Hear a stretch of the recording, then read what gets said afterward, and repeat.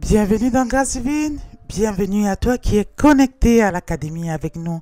Ce soir, j'espère que tu vas bien. Alors, ce soir, nous allons parler d'un thème intitulé L'amour dans la vie conjugale a aussi ses limites. L'amour dans la vie conjugale qui fixe ses limites. J'espère que tu te portes bien avec ta famille. J'espère que tu te portes bien avec ton partenaire. Dis-nous en commentaire comment tu vas. Dis-nous.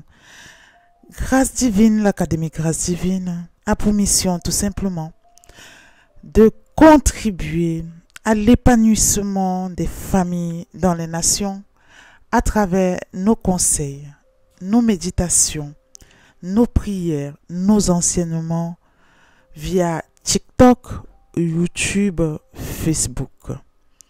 Alors ce soir, nous allons parler de cet amour dans la vie conjugale qui a aussi ses limites. Pourquoi ce thème? Je veux te dire ceci.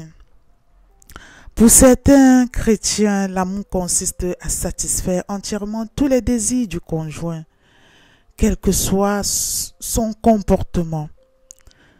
Mais j'aimerais te rappeler ici ce matin, j'aimerais te dire ici ce soir, je ne sais pas quelle heure il est, où tu es connecté, nous ne sommes pas sur le même, peut-être pas sur le même fuseau horaire.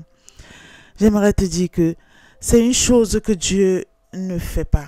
Dieu ne tolère pas que l'amour soit tout simplement à satisfaire entièrement tous les désirs du conjoint, quel que soit son comportement. Voilà. Pourquoi Dieu ne tolère pas cela?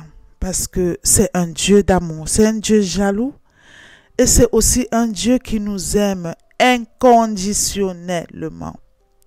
C'est un Dieu qui nous aime sans condition et il nous aime tous tels que nous sommes.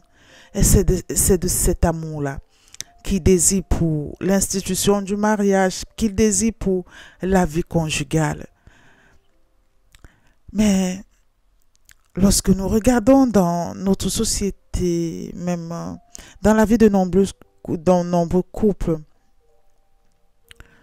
nous voyons que nous n'obéissons pas toujours à la volonté de Dieu. Voilà. Malgré cela, l'attitude de Dieu n'a jamais changé. Son attitude envers l'être humain n'a jamais changé. Voilà. Donc même quand nous sommes dans le péché, la faute, il est un Dieu inconditionnel. Il a pitié de nous.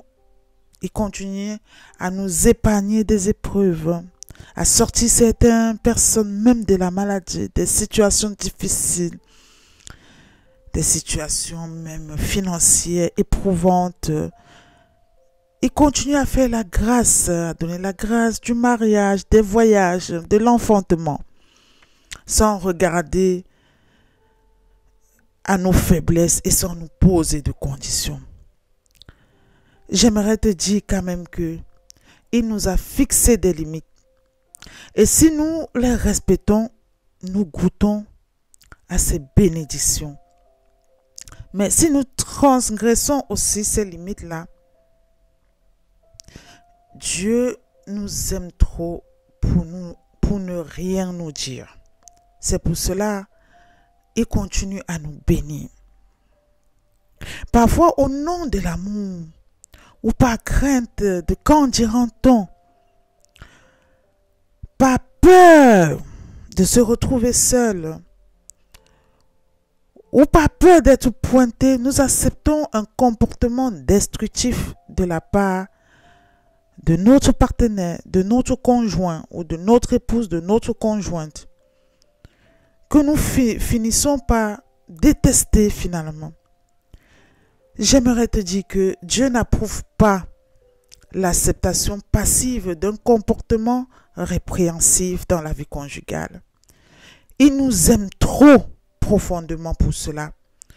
Plutôt nous fixons des limites et réagissons en cas de manquement vis-à-vis de notre partenaire, mais vis-à-vis de Dieu, mieux c'est. Nous ne pouvons pas jouir des bienfaits d'une relation aimante et chaleureuse, d'une relation paisible, harmonieuse, d'une relation pleine d'amour, tant que nous n'adopterons pas un comportement responsable vis-à-vis de notre partenaire de vie. Vis-à-vis de cet homme-là que Dieu t'a mis à tes côtés pour te protéger, ou vis-à-vis de cette femme-là qui est une aide pour toi et que tu bafoues son aide. Ou parfois la réponse à ton aide, c'est de la violence conjugale, verbale, c'est du rejet, du mépris et parfois même de la violence physique. Je veux te dire ceci, mon cher frère qui m'écoute, tu ne peux pas vivre une relation harmonieuse si tu es ainsi.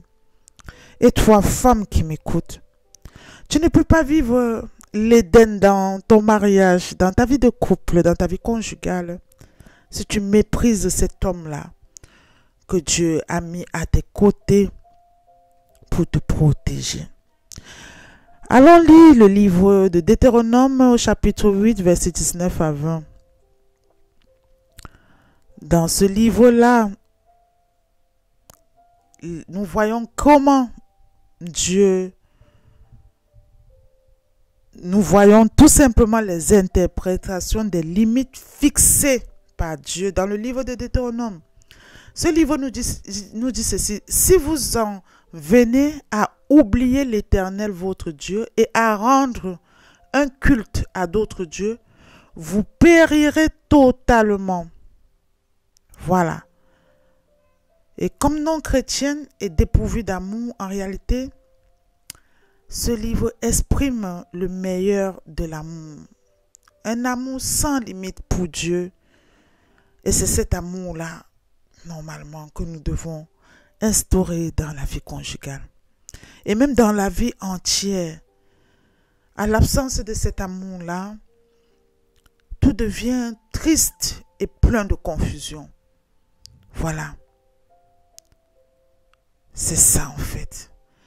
L'amour peut avoir des limites, ou l'amour peut fixer des limites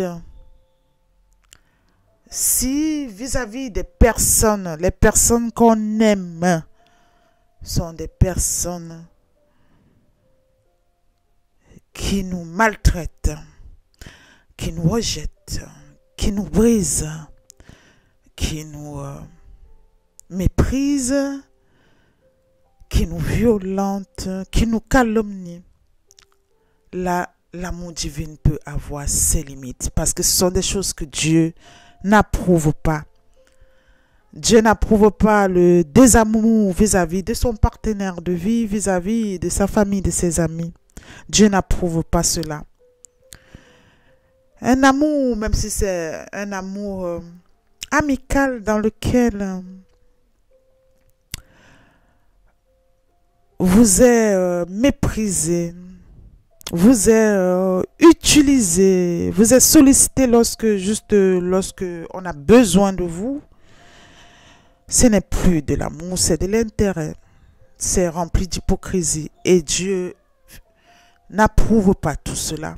L'amour doit être inconditionnel. Quel qu'en soit le type d'amour et envers qui, l'amour ne doit pas avoir de douleur.